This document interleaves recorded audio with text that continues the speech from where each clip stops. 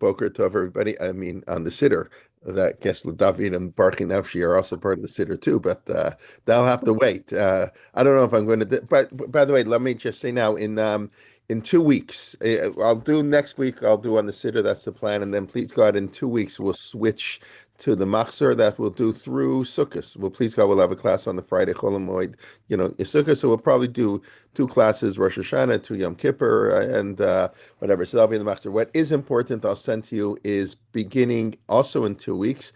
I have to push off the beginning of this year by 20 minutes to 9:35. Zev will probably be happy. My schedule at chat, where I said the summer ends the day after Labor Day, my schedule at chat this year, despite my request, it's hard. I'm 1,400 kids, so I'm teaching the first period. I teach 8:30 to 9:30, and I also teach the third period at 10:40. So I got to give the shear at between 9:30 and 10:40. So we figure, okay, it'll take 5 minutes, whatever. If I can get there 9:34, okay. So we're going to move the shear. I hope that doesn't impact too many people negatively, maybe some people positively, and you can come and whatever. So that will be starting in 2 weeks. The share will start 20 minutes later, and also we'll like I said, we'll switch to the Machzor. Okay, I was gonna maybe get to Tachna next week. I figured the idea is let me do a few things on Shmon Esrei just to wrap up because we're basically finished, but we have a few things we haven't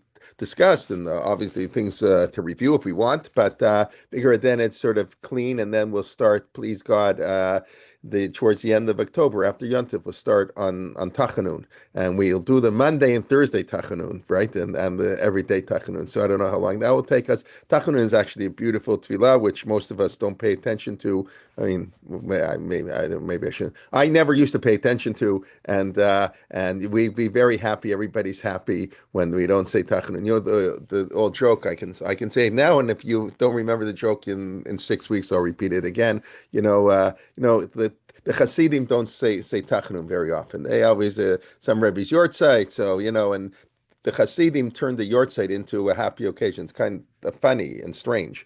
Yortzeit sort of you think is a sad occasion, and that's why in the Shulchan Aruch there's a custom to fast. The only person I know who ever did that, I'm sure there are many other people, but the only person I personally know who did that is Professor David Berger. I'm sure many of you know of, Jewish Christian relations, etc. So he spoke at a Torah Motion event in Toronto many years ago, and he said he's going to take a bite to eat. I know he had a cookie or something. I don't remember exactly what he said. It's his father's yortzeit, and his minhag is to fast half a day on the yortzeit. And his talk was ending in the middle. He didn't tell me this in advance. The fast, the chatzor was in the middle of the talk, so it take a drink or something. All right. Anyway, so the Hasidim turned the yortzeit into a happy occasion, maybe because life was so bad.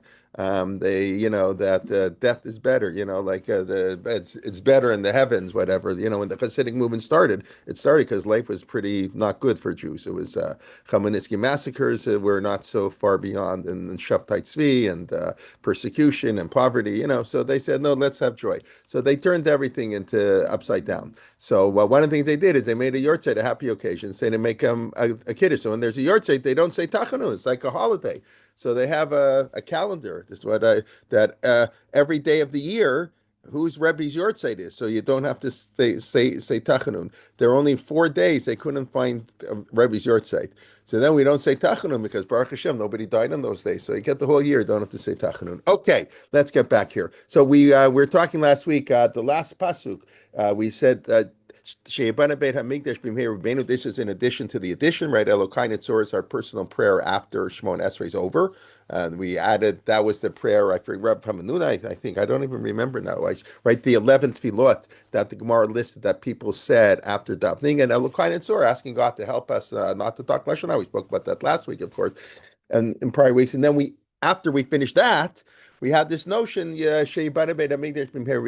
that's what we spoke about last week, that tefillat is, the tefillah are parallel to, not the replacement of, are parallel to our sacrifices. So obviously when we finish davening, so we ask for our sacrifice. That's sort of the, original prayer, so to speak. And we mentioned the Beit HaMikdash, the place where we bring sacrifices, is the place of prayer.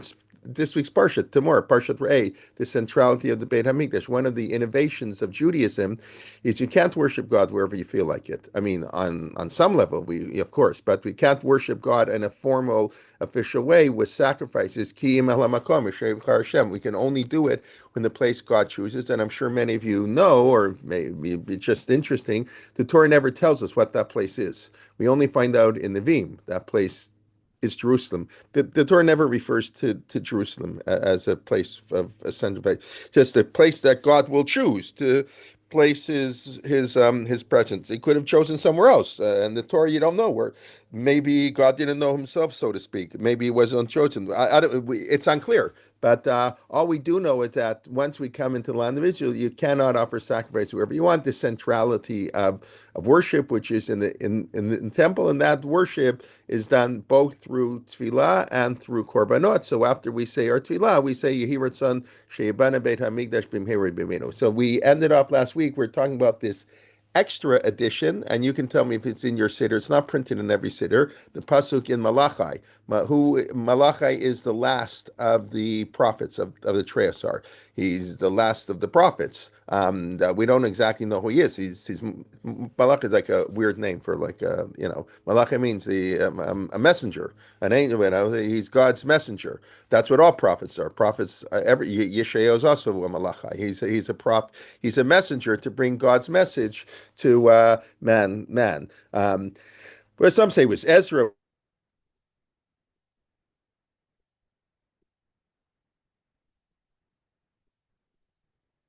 The second temple period, and it's the last of the Treasar. And it ends. So we looked at the future, the coming of Eliyahu, and the rebuilding of the temple. So we say that this pasuk. Let me just find it here. Let me share my screen here. That would be good. Avar Hashem minchat Yudav Yerushalayim kimei olam ukshanim kamoniot. Okay, this pasuk. So I don't know how many people say it. I maybe have to start saying it because you teach yourself. So okay, got to put it into practice. Oh, it should be sweet. Barbala Shem Minchat Yudav Yerushalayim, that the mincha, the offering of Yehuda, of the Jewish people, really Yehuda. I mean, Yehuda's the Beit HaMikdash is built in the section of Yehuda and Binyamin, but Yehuda probably a reference to the Jews, and Yerushalayim, the reference to the place. Minchat, the Jews, the offering that the Jews will bring in Jerusalem will be as pleasant as it was in the prior days. Malachi is talking the beginning of the second temple period. The Jews had been in exile. They didn't have a temple. The third chapter, there are only 3 chapters in Malachi. It's a very short book. All Treas are short. That's why it's one book. It's 12 short prophecies. Zechariah is like 14 chapters, I think, but that's like an exception. Jonas, 4 chapters. Obadiah is 1 chapter. They're all short chapters. So they put it together into one book. Treasar, 12 short prophetic teachings. So here, God's going to send us a messenger. That's a Malachi, and he will help us before we build the temple. He's going to mitzarefu mitaher kesef. He will purify us. He'll make us honest and moral. We've got a lot of back things we picked up. Just like we have to refine the gold, we have to refine the zahab and the kesef, the silver. Have to refine it. So we have to refine the Jewish people. So, and then we say, at that point, when we'll rebuild the temple, now probably the reason many people don't say it is because it basically says the same thing. It's the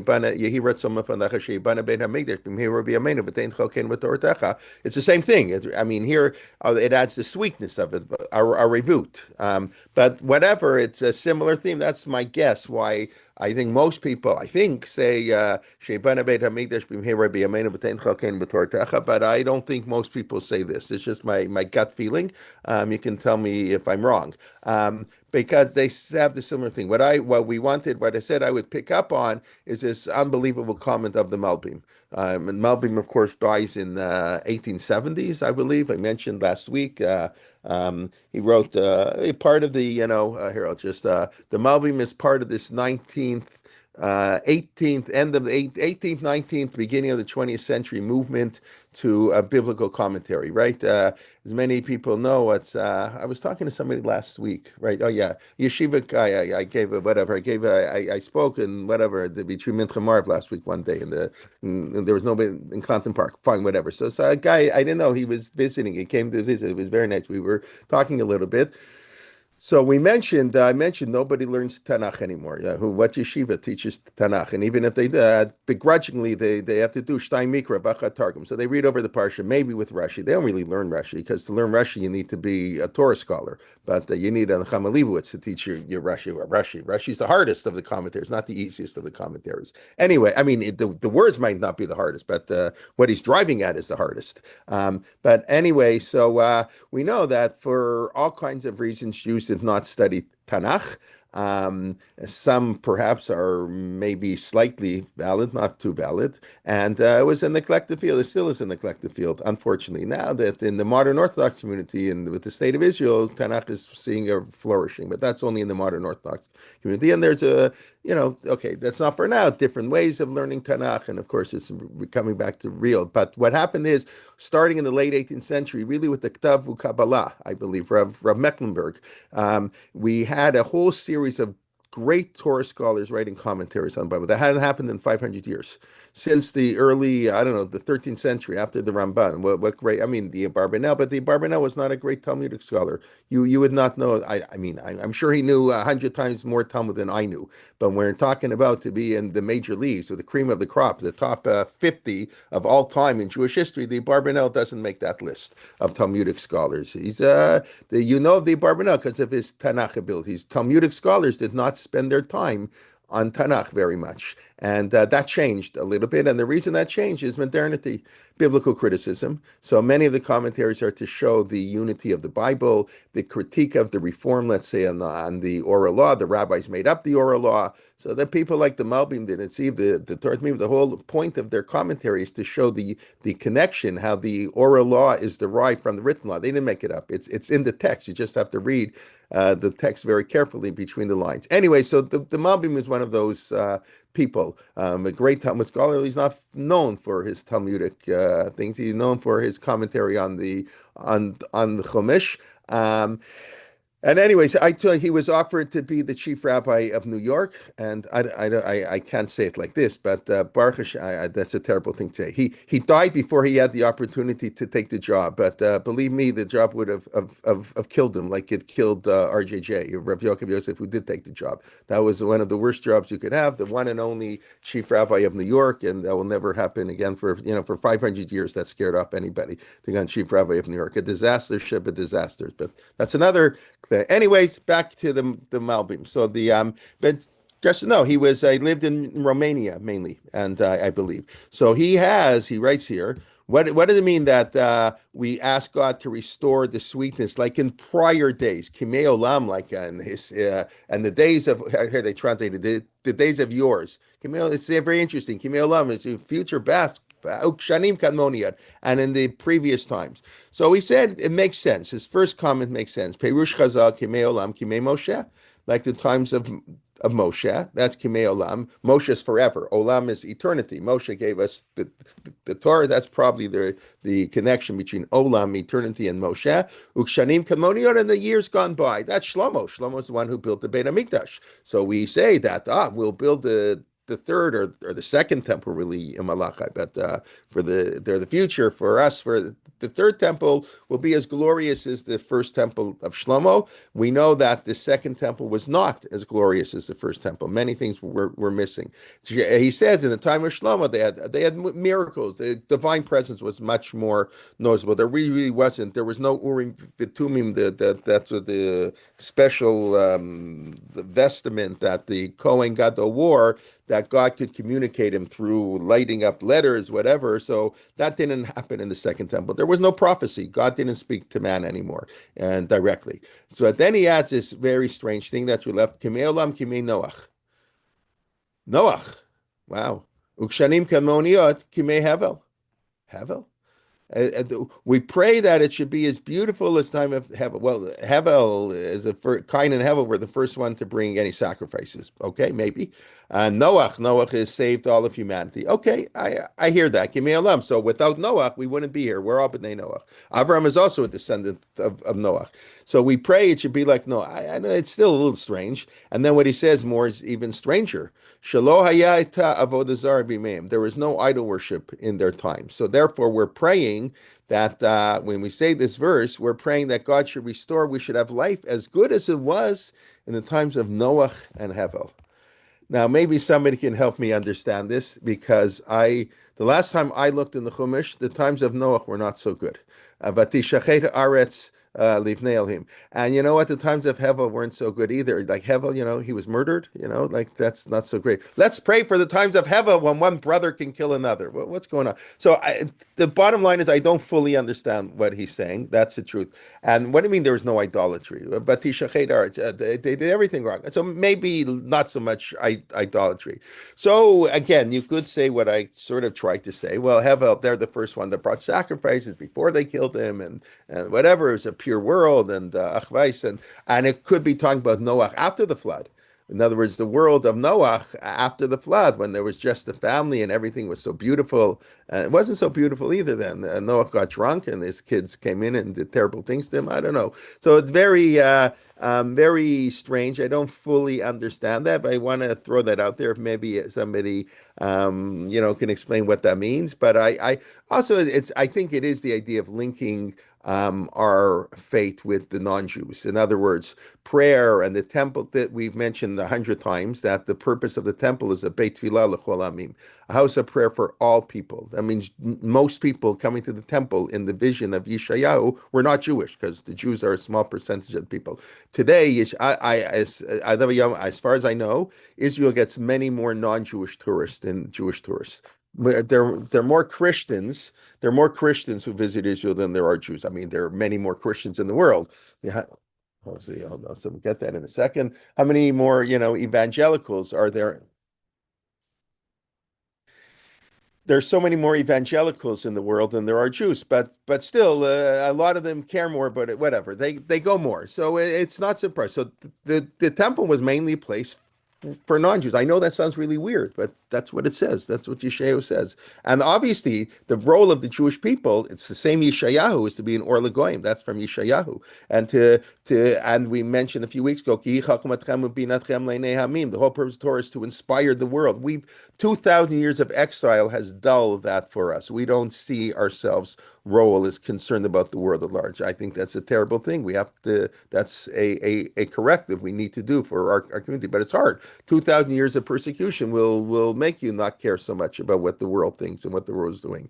And and caring about how other people suffer. That's not the way it's supposed to be. So it could be that Malbim is just pointing out that we're talking about Hevel and Noah who are non-Jews, and although his idea that there's no idolatry is a little bit strange. I don't fully. I get it. In the time of Hevel, there was no idolatry. That is true. Cain and Hevel, yeah.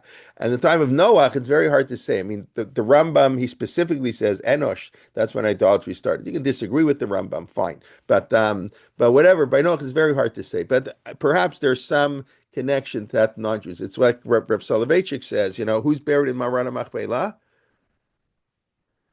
Who's buried in Marana Machpelah? Tell me, it's not a hard question. I hope it's not a hard Well, question. Adam and Chava and Avos. So there you There have. you go. Avram and Sarah, Yitzchak and Rivka, and Yaakov and Leah. Not Yaakov and Rachel, of course. Right. So that's very interesting. That's why it's called Kiryat Arba, Hi Chevron, the four great families. So what are Adam and Chava doing there? So Rav Soloveitchik said, we're B'nai Noach before we're B'nai Avraham. We're the Jews and non-Jews. We're human beings. Before we can be, before I mentioned before that, I once mentioned, I think, Rav Shechter told us about the tshuva of the Chacham Tzvi, Rav Yaakov Benthem's father. The Chacham Tzvi lived in the 17th century. He was a fascinating figure. He was Ashkenazi, but his name was Ashkenazi.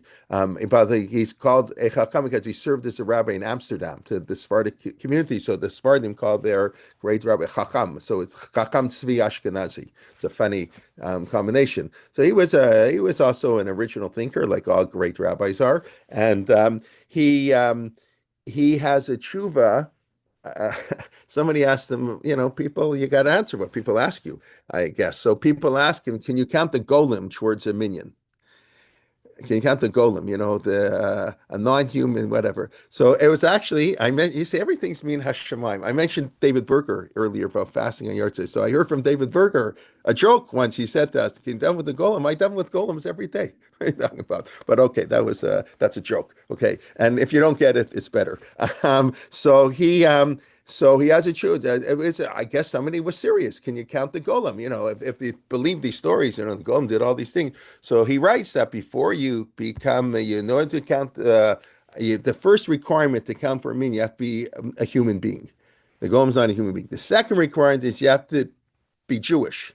But the first requirement, that's how Rav Schachter, I believe, presented us. The first requirement, you have to be a human being. You can't be Jewish unless you're a human being. Derech Eretz Kadma Torah. You have to have basic human morality before we worry about Shabbos and Kashrut and all the uniquely Jewish ideas. So that's why Rav Soloveitchik explained Adam and Chava, Avram Yitzchak, Avram and Yaakov, and Sarah, Rivka, and Leah have to be buried with Adam and Chava. We're part of the human race. We're not separate. It's a beautiful idea. So perhaps that's what the Malbim says. Okay. Anyways, that's I just find that an interesting comment of the Malbim. You see these comments like the simple pshat is Moshe and Shlomo. That I understand, but it's also Noach and Hevel. Okay, very interesting. But it means where we're praying. The reason I said people don't say it presumably is because we already said in Shibana Ben Amidah. Please correct me. Are there people here who do say that pasuk all the time? Yochevet. Okay, you're nobody else. Okay, good.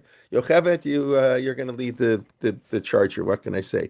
Okay. Anyways, okay. Let's discuss what I want to do for the rest of the shares. I want to discuss for 5 minutes. Pick up on a theme we discussed 3-4 weeks ago at least. Add some things we didn't talk about on the repetition of the Amidah, and then I want to spend the rest of the shir on Chana, who is sort of the source of our Amidah a little bit. Okay, so we finished the Shmon Esrei, Baruch Hashem. Everybody davens silently. 3 brachot of praise, 13 brachot of asking God for our needs. As we discussed, 6 and 1. 6 personal tefillot, wisdom and health and wealth, and 6 communal and gathering of the exiles, justice, Jerusalem, righteous, right? They're the personal and the national, 6 and 6. That's how we divide the Shemona Esrei. We spoke about that a long time ago. And then the 13th, Shomei Tefillah, which is a wrap-up. That's the standard way. We gave another way that Shomei Tefillah is really, it's only when you rebuild Jerusalem that God hears our tefillah. But the word that we'll do it the standard, 6, and then a 13th to wrap it up. And then we have the 3 blessings of Hoda'ah, a Sheva of Thanksgiving, which we discussed. Really, only one of the 3. Only Modim is Thanksgiving. The other is praying Ritzei Hashem B'Amcha Yisrael. That changed with the destruction of the temple. Praying for the restoration of sacrifices. Tfilatam B'Avat Tekabel Ratzon. Whatever Ishei Yisrael. God should that Ishei Yisrael. Our sacrifices, our prayers, and then we have the prayer of peace. But really, only the Modim. But that gets the whole structure is around Modim, the middle, so it's called Bakshot Hoda'ah. We finished, we added a little kind of tzor, we had Sheiban and Beit HaMikdash, and now we're ready to go on. Before we go on, we repeat the Shmon Esrei. So I don't know, about 4 weeks ago, remember exactly, we spoke about Rav Soloveitchik's idea that the repetition of Shmon Esrei is he had the whole, he invented a whole new reason for the repetition. Like, whoa, yesh me'ayin. That Rav Soloveitchik said it's no. You have to daven twice. You have to daven once as a person, as an individual. You have to daven once as a community. It's not tefillah bitzibur. No, you should daven as an individual. You should daven with a minyan. So that's tefillah bitzibur, a tefillah with the congregation. But Rav Soloveitchik said chazarat Hashem is tefillah hatzibur. That's the repetition of the Shmon Esrei, the communal prayer. And we discussed a number of times the difference in individual beseeches God, we're nobodies, who are we, and the community demands. action from God. I'll actually point out one interesting thing the Rav said we didn't talk about, just the Gemara in Brachot here.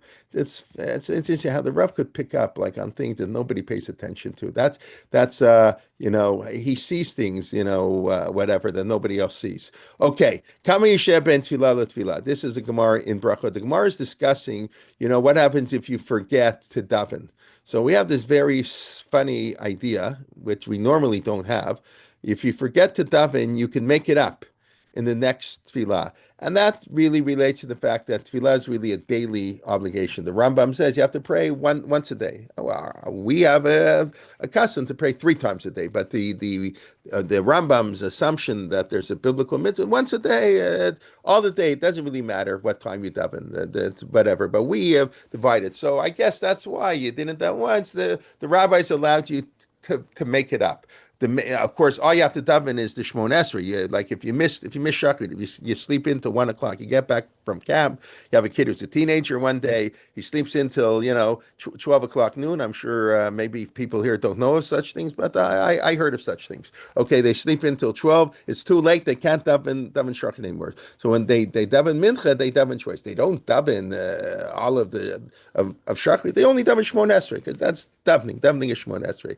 So you have to wait. You can't daven and 4 seconds later, well, actually 4 seconds later, you can. That's the funny part. But you have to wait a little bit. So the Gemara wants to know, how much do you have to wait? Kama yisheh ben tefillah l'tefillah. Rav Huna v'Rav Chisda. Chadamar kadesh titchonein, whatever that means, that you should have wisdom. His mind, how do they translate here, right? Chonein is wisdom, right? One pleading, okay. I'm sorry, achanina, right? Dato, but chadamar kadesh ticholel dato alav. So his mind would be beseeching, pleading. They translate in English Safari, pleading, beseeching, right? Techonein, atachonein, right? Techolel, vayechal Moshe. So if you look at Rashi, I believe here, why don't I have this here? Resources, commentary. So Rashi has a funny comment. Techolel lashon chilui v'hihi. Lashon chilui. She'etei dato miyushevet. In other words, you need mind so you're mentally at rest. It's really a mental health question. Dato miyushevet. You finished one. Davening's you're supposed to think a lot, not simply just mumble words. So you got to be focused. So focus, you need mental concentration. I just went through a 5 minutes, 3 minutes, however long it took you to say Shemon Esrei. I was mentally focused. Wow, I'm tired. I'm mentally tired. I need a break. I got to take a break and a time out and then refocus. So however long that takes, that you're ready to go. And then Rashi is praying out to God. So it's the same thing. It's amazing. It's a semantic argument. It's have no meaning. There's no importance. Rav Huna and Rav Chisda are saying the exact same thing. They just use different words. One shet techonein and one shet techolel. That's what Rashi says. So Rav Soloveitchik said cannot be. Right? What the Gemara is going to have a whole thing that just a semantic argument. He doesn't believe that. So he says there must be something deeper here. So Rav Soloveitchik said, what's the difference? Where does titchonein come from? Comes from Vayechal Moshe Pnei Hashem Elohav. That's after Cheda Egel. Where does that's right? Tit Chalal. And where that's Tit Chalal Vayechal Moshe. Where's Titchonein come from? Ve'et Chanan al Hashem Beitahi Lemor. And what we read 2 weeks ago, I beseech God to let me go to the temple. What's the difference? The difference is one was for the community, one was for himself. Vayechal Moshe was for the community, and that's why it was answered. And V'tichonein was for the individual, and that's why it wasn't answered. When Moshe is praying for himself, God, yourself, who are you, Moshe? Yeah, great. You're a great guy, but you did this wrong, that wrong. You have a temper. You killed the Egyptian. Whatever you sinned with the Chana Maraglim. There are a lot of it's not the hitting of the rock. I mean, that's not how Moshe perceives this as the Chet HaMaraglim. Whatever it is, you can't go in. You have to suffer with the people. Vayichal, Chet HaEgel, idolatry, which is much worse. That's okay. You pray for the communities. That's the Rav's sending this idea. There's the prayer of the individual and prayer of the community as a community. So we discussed that a little bit a few weeks ago. I just want to add something. I was just thinking of this. Now, I just said that the first 6 brachot are individual and the last 6 are communal in the Shmon Esrei, the middle 13th section. So it doesn't really sound like the Rav is saying, okay, but still, but even within that, I was just starting thinking, what does it mean to pray the Shemona Esrei as a communal prayer? Before the Rav Soloveitchik came along, I would have said we pray six things that affect primarily me: wisdom, health, wealth, and six things that primarily affect the Jewish people: a justice system, return of the exiles, etc. So I'm doing individual community, but the Rav is saying no. Everything you pray at the beginning is individual in the Sonishmutz, and everything we pray afterwards. I'm not saying it's like a sharp break. Of course, you have these themes both, but I was thinking. Perhaps I just, a few random thoughts that each one of the tefillot, I don't know each one, but I have to think about that a lot. But I just sort of the ones off the top of my head, each one of the tefillot has an individual and communal component. So yes, of course, it's an individual, but perhaps especially today with a state of Israel, especially today with the situation in Israel, we are praying for wisdom for our community leaders, for our politicians. And we're not just praying Atachonin. In other words, there's a Atachonin when we say the Shtan Shmon Esrei, God should grant us wisdom. And then there's the wisdom, the Atachonin that God, in the repetition, that God should grant our leaders. And for those of you who are coming to Eric Grossman's really wonderful classes, he's starting a series on Kohelet this Wednesday. So the other thing, he had just a beautiful thing, right? What's the difference in wisdom and knowledge? Knowledge is meaningless without wisdom. It's actually dangerous. You remember what he said? If anyone was there, I thought it was so cute. He said, knowledge is knowing a tomato is a fruit. I actually didn't know that. I thought it was a vegetable. Okay. I never like tomatoes, but okay. Knowledge is knowing tomato is a fruit. Wisdom is knowing not to serve it in a fruit salad. So I thought that's just a cute line, but there's a lot of truth to that. So Atachonen has this individual and communal thing. Torah learning, right? Hashivenu, we should come close to God. Obviously, we pray we should come close, and we should bring the community of the Jewish people should adopt Jewish values, forgiving our sins. There's the personal sins we make, and there's the communal sins. And again, this is so much amplified now that we have a state of Israel. Heal us personally, and then heal us, the nation, the soldiers who have been injured, and so there is these thing, and then we talk about Jerusalem. So that's mainly communal, but okay, we should participate in the rebuilding of Jerusalem, either by moving there, if we don't move there, supporting Jerusalem, investing in Israel, right? We mentioned the Avnei Nezer's beautiful tshuva, that the mitzvah is not I'm not, there is a mitzvah, especially now, to live in the land of Israel. I'm not denying that. But the essence of the mitzvah is not being physically present. So the main component is Yishuv, Israel, building up the land of Israel. So you can live in Israel and actually not build it up. You can schnorr from the community and not contribute, and then you're actually hurting Yishuv Eretz Israel. So you're anti-living in Israel. Or you can live in America and invest in Israel, the startup and the stock market. That's part of the mitzvah of Yishuv Eretz Israel. That was the Avnei Nezer road. Why Hasidic Rebbeim and the don't make Aliyah. That was it. He said, what am I going to do? I'm going to make Aliyah. I'm going to sit and learn. If you're going to support me from Europe, that's not Yishuv Eretz.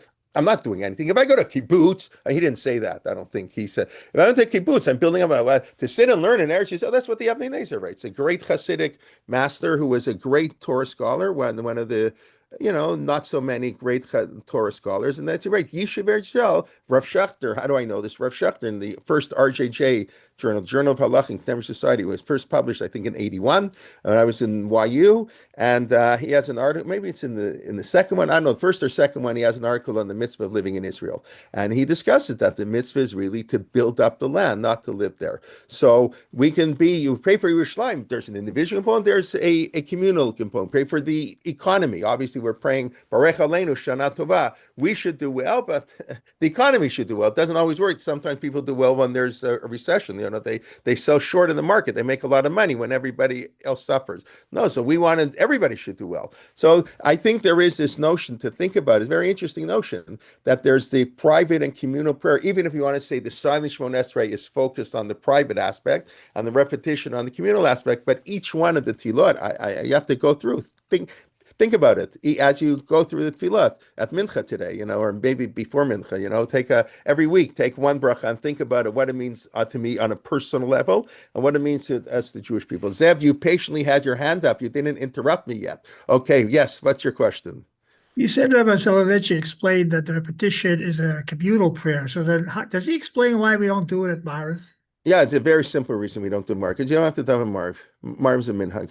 But if you're davening it already, then you want the communal version. Right. So, yeah, I hear what you're saying. So you're correct. So I would still, Rav Soloveitchik would still say that. Okay, how many times do you have to daven for the community? So the rabbis established Keneged Korbanot. It's really Shachman and Mincha. Mar was a minhag, so we're not going to go so far. But you're right. Listen, I think Rav Soloveitchik's idea is a big chiddush. I mean, he bases it on the language in the Rambam. The Rambam, I think the way he phrases is he calls it tefillah hatzibur and tibur, but it's a big chiddush. I mean, did you ever hear anybody else say such a thing? It doesn't make it wrong. It's very beautiful, but I don't know that that's the simple pshat, and it doesn't have to be this simple pshat. The simple reason we don't repeat the Shmon Esrei at Mariv, because the original reason, let's say, reasons can change. You can have something that had an original reason, and that original reason has zero applicability anymore, but it's fine. We find a new reason to do it, and that's great. That's beautiful. That's how we make it a Torah Chaim. We infuse it with new meaning. That's why every parshan. That's what a drasha means. Make it you have to infuse it with meaning for yourself. The rabbi gives a drasha. He's supposed to talk about what's going on apply the Torah to the real life. So it's a Torah Chaim. But the real reason is the Shmon Esrei. The repetition was done for Amei Aretz, people who didn't know how to. It's not just people didn't know how to read. Yes, people didn't know how to read. There were no Siddurim. Yeah, there was no printing press. How many people owned a Siddur? So you had to know Tefillah off by heart, not just know how to read. You had to know it by heart. Moreover, the tefillah was not at all as nearly fixed as it is today. I don't believe the tefillah. It's like everything that happened. By the way, I was in Daf Yomi. I should put the article. It's an amazing article. I wrote about it a little bit. I don't know if I mentioned the article when Daf Yomi had his 100th anniversary, Rosh Hashanah 2023. Right, the Daf Yomi was started. I mean, it was announced at the Aguda convention in August, whatever, and the idea was to start in 3 weeks. That was a marketing genius. That's what I'm gonna talk about at Daf Yomi. You pre-announce a product like Apple. Apple announces the iPhone. I don't know what they're up to now. I16, whatever, will be available. So people line up all night at the store to be the first ones to get. If you just announce it when it's for sale, you don't build up excitement. It's a brilliant marketing ploy. That's what Apple does. Apple learned it from Daf Yomi. I don't know if that's really true, but Meir Shapiro was the first one to come up with this idea. You pre-announce the product, you build excitement, and bango. So he said, we're going to start Rosh Hashanah 2023, whatever that was. Tafshin, no, that was the Tafresh, Pei Gimel, or whatever it was that year, Pei Dalit, I guess, 2023. That's when Daf Yomi started. But one of the reasons Daf Yomi caught on is because of the Vilna Shas, printed in 1880. Until then, although we follow pretty much the Daniel Baumberg edition of the Talmud from 1523, there were more variations of the printing. Once the printing got standardized, so we had a daf, like this one had this one, this and that. The implications of the printing press for Judaism are enormous, more than the internet. I don't know, more than the internet, whatever. The way it changed, we know how the internet, we're all here because of the internet, right? How the internet has changed Judaism and the world beyond. The printing press did the exact same thing, and maybe even more, because maybe it was more revolutionary from nothing to the printing press, from the print press. I don't know, whatever. It revolutionized. So you think people daven? So I'm sure the davening was very different. That's why you have all these different nuschad and different customs. And the chazanim would make piyutim. So yeah, you had to know how to read. Many people did not know how to read. The Rabbi Akiva before 40 is the norm. Even if you knew how to read, you have to have owned a manuscript with the Siddur. So that knocked off another 95% of the people who were left after stage number one. And then you got to get to stage number two. You got to assume that what's printed in your manuscript is what the chazan's going to say. So that's very different. So the Tfilah B'Tzibur was for the chazan to repeat it for the American. Now, Rav Soloveitchik would probably say, I don't know, that's exactly the whole point. Everybody would daven their own manuscript or what they could. Most people couldn't daven, but those who could. And then the tefillah, the tzibur, the chazan would he's not davening for himself when the chazan repeats the Shemona. So he's davening for the community. I mean, what the Rebbe is saying actually makes a lot of sense. Obviously, chazan is repeating it, but the way the Gemara presents it is because people didn't know what to daven, didn't know what to say. So you listen to the chazan and you answer Amen. That's good enough. You fulfill your obligation, but you don't have to daven more. It's a minhag. So can you imagine? I don't. You need a historian. You need people to know. Do we have any evidence?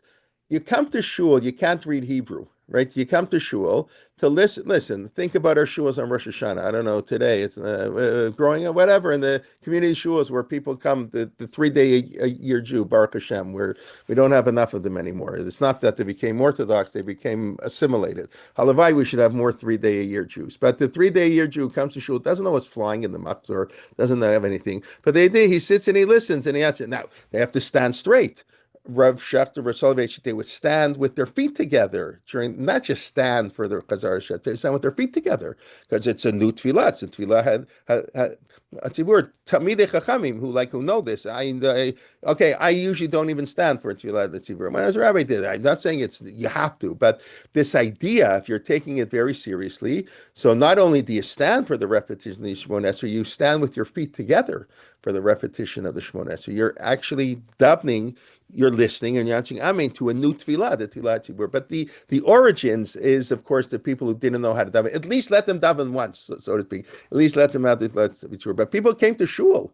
That's amazing. They didn't. I don't know how many people, but people came to shul and to lunch, even though they didn't really know how to daven. Okay, people lived in small towns. It's a whole different structure how community life worked. But still, that's very interesting. So that's really the initial idea of tefillat, the Chazarat Hashatz was for the Rabbi Amei Kelman? Haaretz. Yeah, yes. So Yeah. what's the source? Where did the Rav write about this, the communion? So that's a very good question. I didn't do enough research, bad me. I heard it orally. I've heard this orally.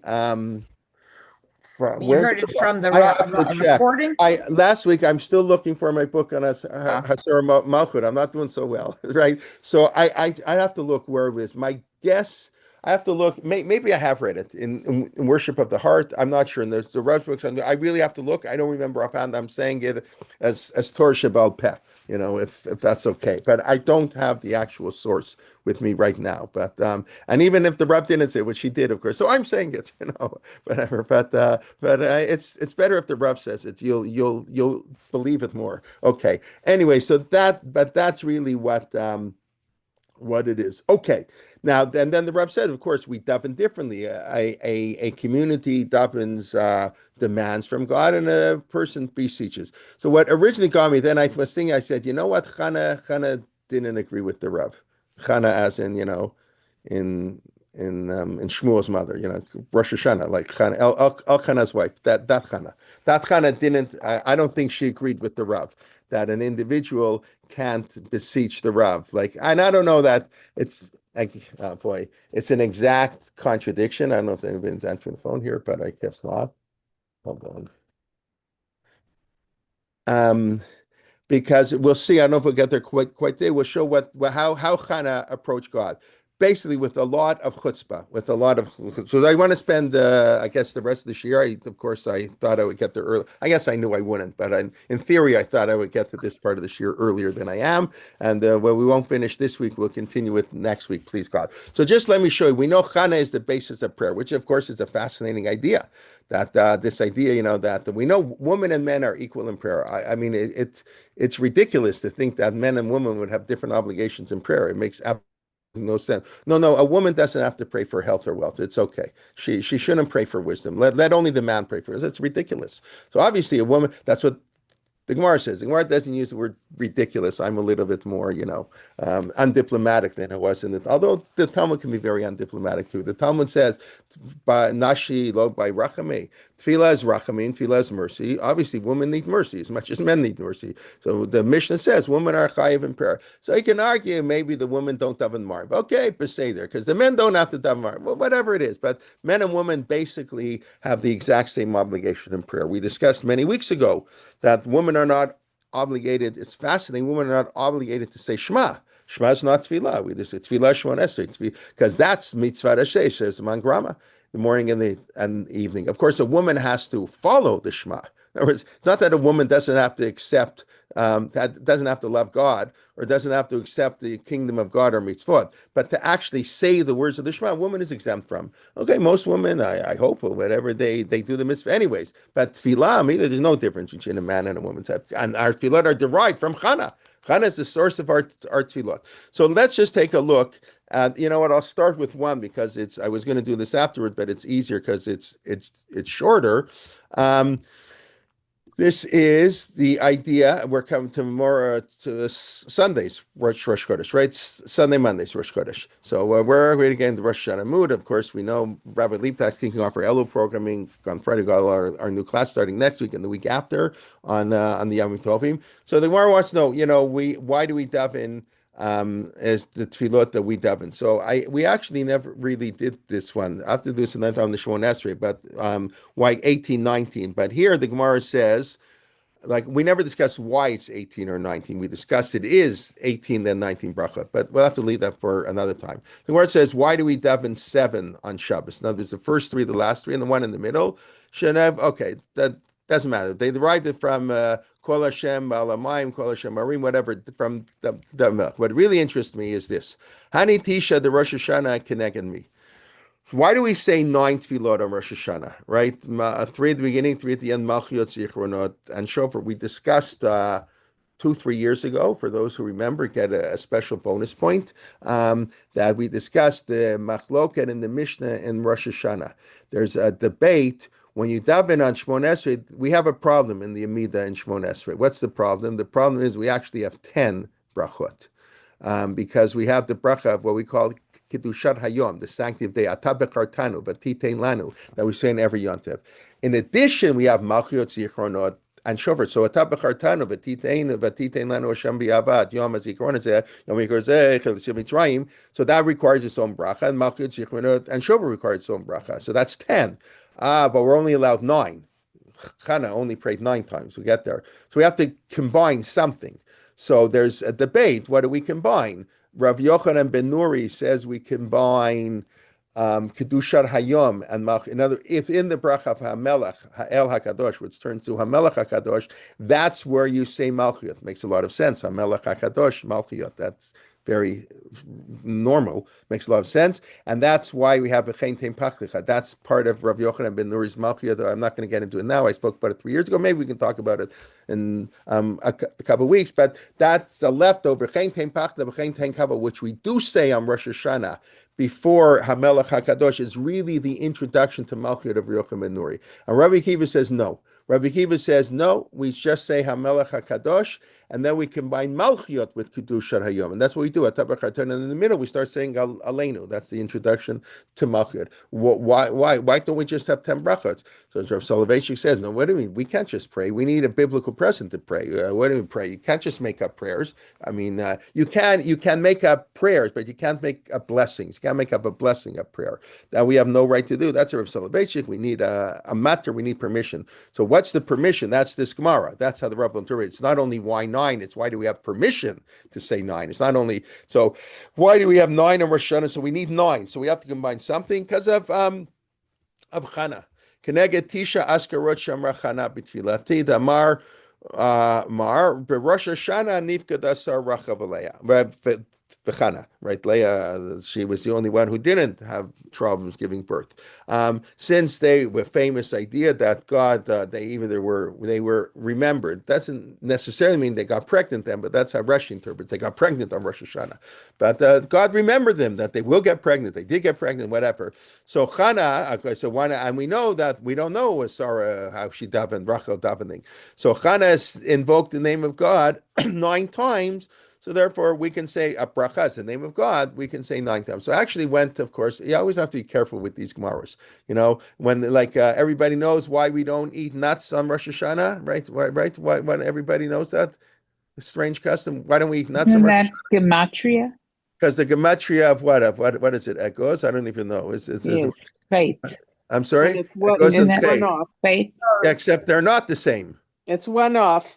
Yeah, of course. So what does that mean? So the whole thing. So whenever you have all these things where it's not true, like they say things, you always have to count. You have to know what the rabbis are up to. I have to make sure, is it really true? That kind of what it says. "B'asara mamarot nivra olam." God created the world with 10 sayings. Vayomer Elohim hiyor. Go to Bereshit, count. How many Vayomers are there? I'm not the first one to point this out. Nine. There are only Nine. 9. So why does it say 10? Bereshit is also a mamar. Bereshit, it's not really true. So they say they're rounding off. They want to use the number 10. Not numerology. We should have a whole year on numerology. We bring it up once in a while, how the rabbis use numbers, right? It's not 70 people didn't go to Egypt. Only 69 went to Egypt.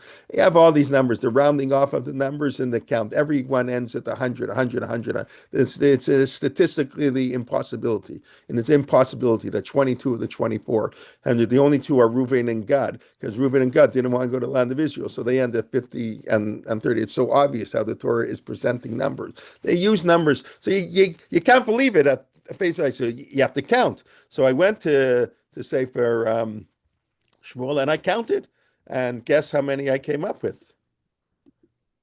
Anybody want to guess? I got everybody all nervous. What Got did you everybody all count? nervous. I'm sorry. So I came up with 8. And then you know what I did? I recounted and then I got 9. Okay, that was bad. So it says like that, just to show you, here it is. And there are actually 2 tefillot of Chana. We're going to discuss, I don't know if we'll get there this week, but when Chana, right, the book starts, he had this man Elkanah, and he had 2 wives, Chana and Penina, and he would go up every year to the Beit Hamikdash, right, and Penina had a lot of kids, and Chana would go. One year Chana came, okay, she came, and here she goes up. Here. So this is the prayer of the Gemara. When we're going to get to what I said at the beginning, I want to discuss Chana's prayer. The Gemara, when they interpret that we derive prayer from Chana, they're deriving it from here. A lot of here. Chana took an oath and said, if you give me a kid, I will, he'll be like a Nazir, whatever. Mora lo yero rosho. And Chana he here Bratali Palo, she davened a lot. That's not the 9 filot of Chana. There's a and the Chana himi the Bered Ali, but this is all what the Gemara interprets, what we learn from Chana. When we say we learn how to pray from Chana, this is what the Gemara is talking about. The prayer that we say Chana invoked the name of God 9 times, that's much later. That's in chapter 2. I mean, they're both in the Haftorah of Rosh Hashanah, but here this is a second tefillah. Batipalel Chana Batomar. Yeah. So I'll just very, very quickly, you can read it on your own, or see if I'm right. Allah Tivi Bashem, that's 1. Ramah Karni Bashem, that's 2. That's 2. En Kadosh Kashem, Game Bildecha, that's 3. El Deod Hashem, God knows everything, that's 4. Shiva Hashem Emit There was Umechayim, another one, that's 5. but no. There was another one further up. Kelokeno. No, that's after chi, if it counts. 5. Hashem Emit. Hashem, was that 4 or 5 now? You confused me. I got to count again. No, that's not good. Okay, I'm sorry. 1, 2. Chana, Allah to be Hashem, 2. En Kadosh Hashem is 3. Isn't 4. but Oh, look in hold on. Pasuk Theod is Bet. 4. Theod is 4. Only Hashem Emit is 5. Hashem Orish is 6. Mekimi Afar, 6. Yeah. Kila Shem and 8. Look in 8. Second line. Yes, that's 8. And in the last verse, 9, 7, that was 7, this is 8, and this is 9. So Elokeinu is not one of them. You don't need Elokeinu. They're all Hashem. No, you really have to, it's a good point. You have to look. Anyways, those are the 9 tefillot of Chana, and that's why we daven 9 tefillot on Rosh Hashanah. So it's amazing when you think of that. I mean, all year, as we're going to see in a moment, but especially on Rosh Hashanah, it's kind of that, of course, became the Haftorah for Rosh Hashanah. So now let's just take a look. We'll start, and then please God, we'll pick up next week over with this Gemara, and that's the Gemara over here. The Gemara wants to know, is it here? Okay.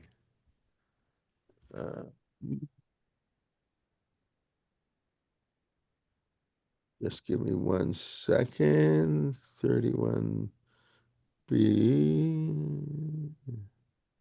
Oh, 31a. Okay, yeah. Okay. Here it is. So the Gemara in Brachot, which that's the Gemara for Tefillah.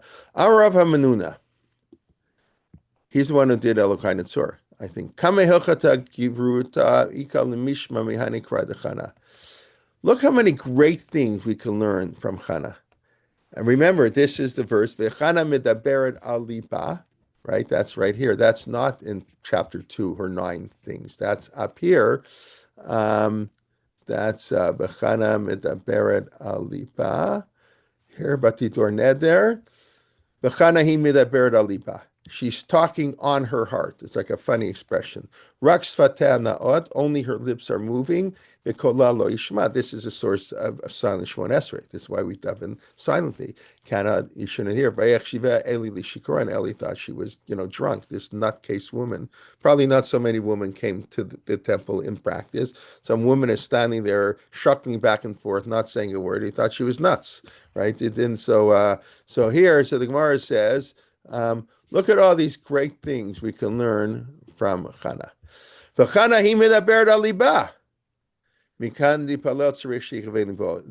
is in the heart. The words are secondary, right? Avodah shebalev. That's what we call tefillah, worship of the heart, right? That's davening is not to say words. That's the mechanics of prayer. Prayer is your feeling heart. It's very hard to pray. It's very easy, relatively easy to mumble words, but it's very hard to pray with your heart. Davening is one of the hardest mitzvot we know. Davening is extremely hard. It's the same way. It's one of the most difficult mitzvot. And if you daven, 10 times a year, you daven well. If you can daven Rosh Hashanah, you're doing amazing. It's really hard. It's really hard. It doesn't say where. Only her lips were moving. So you're not supposed to read. Your lips have to move, like you're whispering. You cannot, when you daven, you shouldn't read. You have to move your lips. It's important. It's a halacha. It's all quoted in Shulchan Aruch. The kola lo yishma, you couldn't hear her. Yishameh, you couldn't hear her voice. Mikan she'asur lagbiya kolo. Now, why are you not allowed to raise your voice? What's You wrong don't with them? interfere with other people. So that one reason it might interfere with other people. That's why the poskim say that on Rosh Hashanah, if everybody's holding a machzor, it's not so important. You can daven a little louder. In other words, the assumption is people were davening off by heart. When you daven off by heart, you have to focus more. And if somebody's interrupts you, you hear them, it's very hard. But if you're looking at your machzor, it's hard. So that there are poskim who actually say that on Rosh Hashanah you can daven a little louder. But that's assuming the reason is because you're going to interfere with others. What's the other possible reason? Humility, maybe, perhaps. I'm sorry? Humility. Humility. That's very interesting. What do you mean by humility? I mean, because it's coming from the heart, as you mentioned, and with asking, you're humbly. It's very interesting what you say. Very interesting. I was thinking more of the line that God doesn't.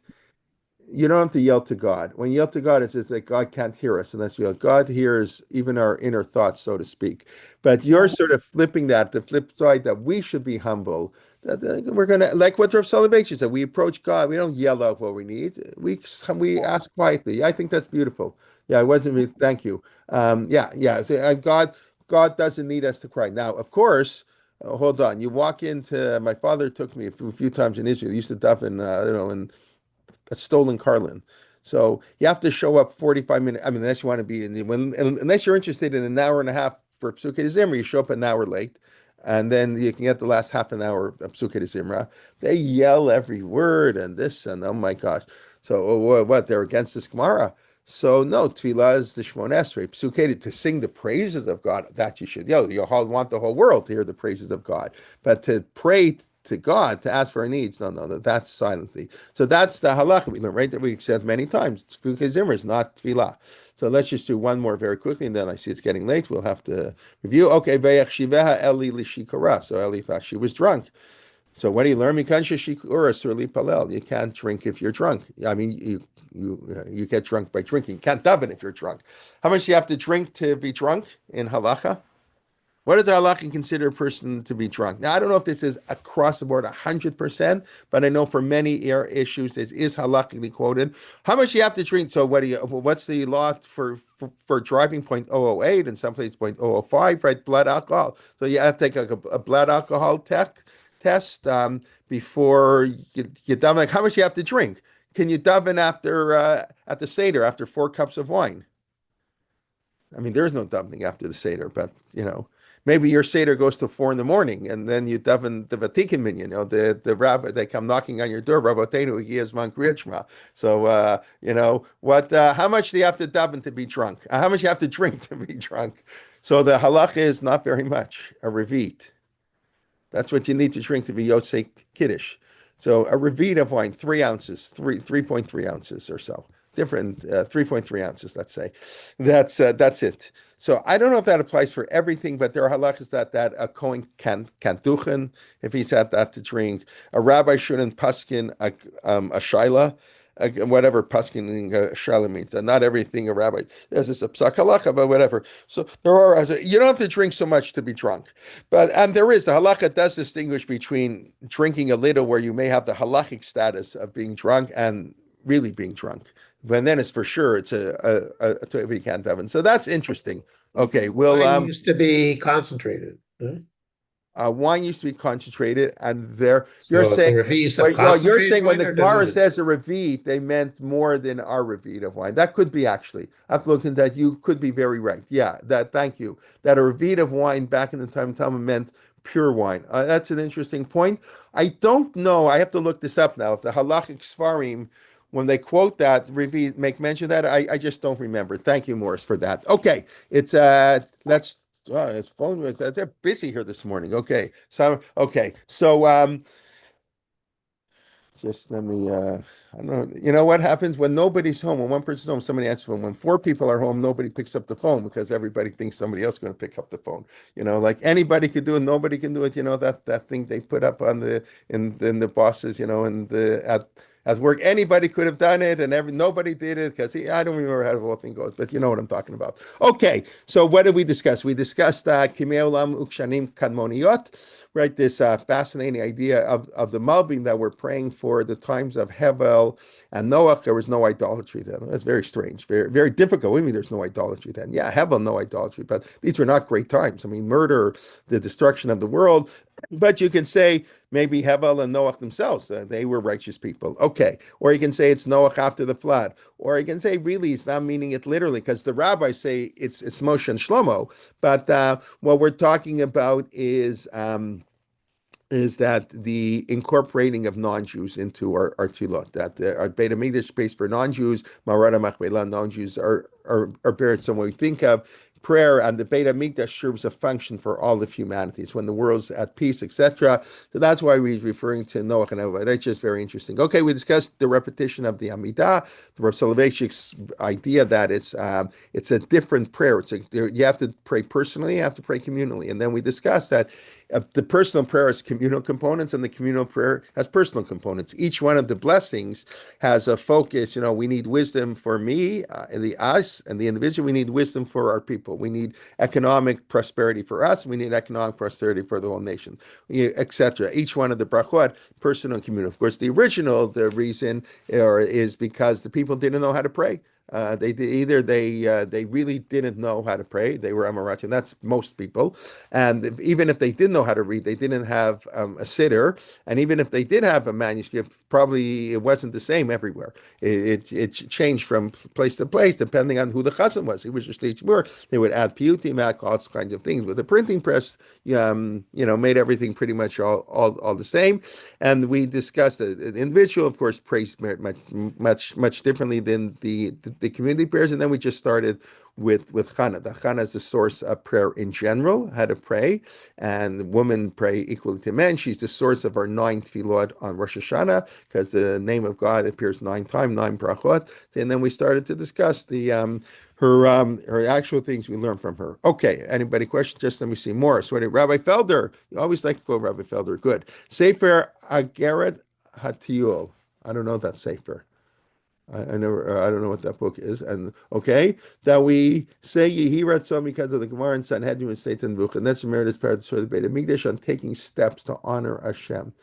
By saying this Yehi Ratzon, after we take steps, we're trying to get power for Hashem to rebuild. You mean we're going to make this because what do you mean take steps to honor Hashem? You don't mean literal There's a steps. Gemara, in the Gemara, I looked it up in Sanhedrin. It says that he walked 4 steps, and some say 3 steps, and that gave him the merit to literal steps. yeah. Okay, you have to show me the Gemara. I'm not familiar with it. Sanhedrin Sadik Vav. I think it was. 94. Yeah, that makes sense. That would be Yeah, around Sadik Vav. Sadik Vav. Yeah. 96. A or B?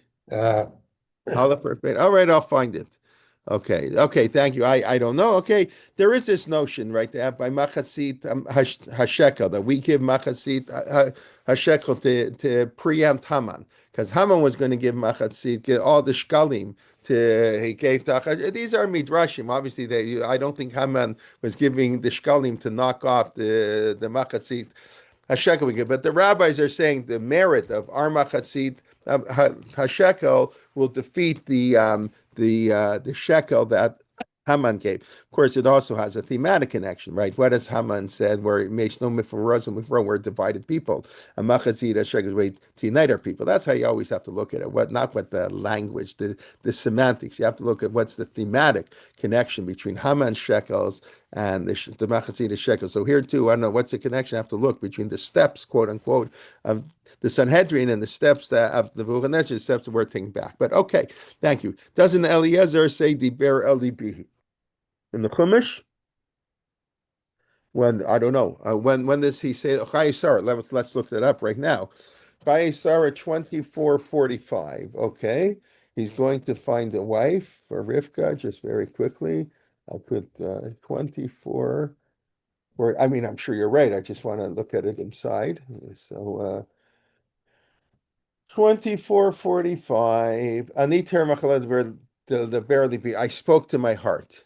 That's interesting. Do you want to say he prayed? Okay. All right. Could very well be. Yeah. Very nice. So now I have to figure what's the connection. First of all, I don't know that it's Eliezer, right? I always like to point out in the Pshat of the Chumash, his name is never mentioned. We don't know who the servant of Abraham is. I'm sorry. I don't know if you're talking to me or not. I don't think so, but okay. But the point is that that's the definition of tefillah. Right. Yeah. Yes. Yeah. And I think that is true. Correct. Yeah. The Eliezer point is important. Correct. Yes. Thank you. Thank you, Aviva. Yes. That is very good. I did not know that. Maybe I knew that because, how much do I pay? We don't pay attention. That's the Nechama Levis I always say. Always on Monday morning, she'd ask us questions from Parshat Shavua. Said, what are we doing in Parshat Shavua? How come you don't know? But thank you for that. Right. That Eliezer or whatever, the servant of Avram, was the first one to pray to his heart. Very good. Thank you. Rabbi, thoughts on, please, the connection between the 2 tablets and the 2 temples? Okay, I'm not broken covenants and Israel. I don't know. The fact that 2 tablets connect to there must be a measure something comparing the 2 tablets to the 2 Batei Mikdash, but I don't know. I just off the top of my head, I would say the first temple was destroyed because of the sins between man and God, right? Idolatry. I mean, that's what we assume. Although adultery between man and man, but idolatry. And murder also between man and man. But okay, so no, that doesn't work really. Although they do focus more. It is true that the first temple, they focus on more sins. Maybe not those 2 specific, but it is focused more on sins between man and God. And the second tablet, it's the second temple, man and God. That would correspond to the 2 tablets, but I don't know. I have to look up that idea. ChatGPT says Igerda to you was from Rabbi Yehuda al-Khaziri. 12th century Spain. ChatGPT knows everything. It's amazing. Yeah, okay, very good. I don't know who Rabbi al-Haziri is, but what can I do? Listen, okay. Do you know anything about it? What the book talks about at all? Anything? It says it's satire. I don't know. Rhyme, prose, and poetry composition. Okay, very good. I'm not familiar with it, but I'm surprised Rab Felder is familiar with it. Yeah. Rabbi Felder was a big bucky, all these, that wide bakias. He wasn't like, whatever. His focus was he learned very different style than Rav Soloveitchik, obviously. All the poskim do, whatever. It's a different style of learning. But, he's a malakate, as we say, all from all amazing places. Yeah, great, because Rabbi Felder, for those that know, was a rabbi in Toronto, a big, one of the, Rochu was one of the major poskim he passed away 30 years ago, maybe. One of the great poskim here. I mean, there was a rabbi of a shul here in Toronto too, which is unusual for poskim. But anyways, Sounded I'm sure. COR. I mean. Yes, of course, right. He was the head of the kashrut here for many years. Yeah. And he was he lived in my father's house for 2 years. You know that, Morris. When he came to Toronto, he lived in my father's house for 2 years. He taught my father Hilchot Tefillin. My father was very close to Rabbi Felder. He used to go every year. I didn't know when I was a kid, he would call up the house and my mother would answer the phone and say, talk to he'd schmooze with my mother for 10 minutes on the phone. It's just very, it was like I had no idea who, was. Okay. Anyways, all right. So please God, we'll see everybody Sunday morning, Rabbi Leibtag beginning our Elo series. If you haven't registered yet, now's the time to do so. We got, I guess, 5 new classes or so starting next week, some the week after. And please God, like I said, in 2 weeks, we'll switch to the Makzor. And we also, for those who came late, we'll switch to 9:35 because of my teaching schedule at Chat beginning in 2 weeks. Okay, everybody. Shabbat Shalom, Chodesh Tov, and it should be a good year already. I think we're allowed to. We've got time for one question. Sure, Marty. Yeah, what do you want to ask? As you were teaching today, I was looking at the locals' money table, and I noticed, I think it's the one I'm using is an OU table, but there's a time for last chocolate, and there's a time for first mincha, and there's 2 hours difference. Time, right? The 2 hours difference between the time for shachrit and mincha. The last chocolate. The last shachrit and the first mincha. Yeah. Yeah, that's could be. So what do you do between? Oh, what do you do between? Yes. So we actually, I think that's being strict. We will accept the opinion you can daven shachrit till midday. The Mishnah has a debate. Can you daven shachrit till 4 hours? I mean, it's not like, it's 1/3 of the day. Every day has halachically, legally, we divide the day into 12 hours. So an hour could be more than 60 minutes. In the summer, an hour is more. In the winter, an hour is less. It's always 12 units of time. So we can daven through 4 of the 12, 1/3 of the day. And the other view is you can daven until midday. So the ebed, that's the rule, that if you wake up, let's say on a perfect day after 10 o'clock. So if you wake up at 11:30, you can still daven until 12. But you're right, from 12 to 12:30, because let's say mincha starts at 12:30, there is no davening, right? There, I know that. I know there's a place in Brooklyn, and I think one in Manhattan. I've been to one in Manhattan where they daven over there. Right, yeah, and the Hasidim don't follow any of this. They'll daven shachrit. They're the Alexander Hasidim, I remember in Israel, they daven shachrit at 1 o'clock in the afternoon. I mean, I don't know. They didn't care about time. That was one of the big things the Mishnagdim really didn't like about the Hasidim. The truth of the matter, it's one of the strange customs of modern Orthodox shuls in America, the 9 o'clock minyan, especially in New York. Toronto's a little better because where sunrise is later. But in New York, you go to a 9 o'clock minyan, you're going to miss Sof Siman Kriyat Shema a huge bulk of the year. And yet nobody seems to care that much. They tell you say before, but that's not it. I'm not criticizing that. That's the way for all kinds of reasons it started. But it's interesting. It's interesting things, what things people pay close attention to and follow very strictly, and what things sort of, no, it's not so important. So you say Kriyat Shema later, you say it earlier, whatever. It's just fascinating how these things were. It's sociologically interesting, not halachically, But you're right. The Chasim downplay, but yeah, they daven later. Okay, I hope that answered the question. All right, be well, everybody. Shabbat shalom. And Shabbat shalom.